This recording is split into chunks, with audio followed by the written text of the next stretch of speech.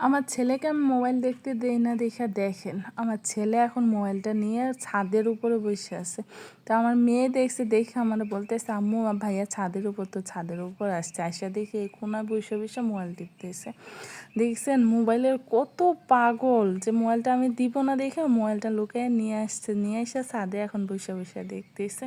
তো দেখেন আমাদের ছাদের পরিবেশটা এত সুন্দর, আর আজকে সারাদিন বৃষ্টি ছিল, পুরাটা ছাদ ভিজা। দেখেন আমাদের ছাদে বেগুন গাছ আছে, মরিচ গাছ আছে, চাল কুমড়া গাছ আছে, সরিষা গাছ আছে, মানে অনেক অনেক ধরনের গাছ আছে।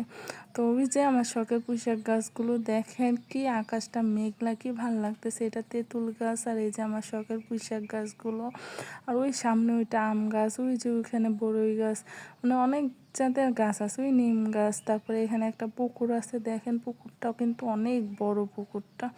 তো আজকে সারা দিন বৃষ্টি ছিল, প্রচুর বৃষ্টি ছিল, ঘর থেকে বেরোনো যায়নি। তার এখনও মেঘলা আকাশ আছে, পুরাটা ছাদ ভিজা দেখেন। আর বেগুন গাছগুলো আমার কাছে অনেক ভালো লাগে।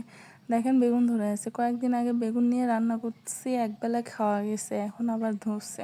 তো মানে খুব ভালো লাগে আমার ছাদে গাছ লাগাইতে, আবার ছাদের ভিতরে হাঁটতে খুব ভালো লাগে। পরিবেশটা ছাদের আর ছাদটা থেকে পুকুরটা অনেক সুন্দর লাগে, মানুষগুলো দেখতে অনেক ভালো লাগে। সবাই দোয়া করবেন আমার ছেলের জন্য।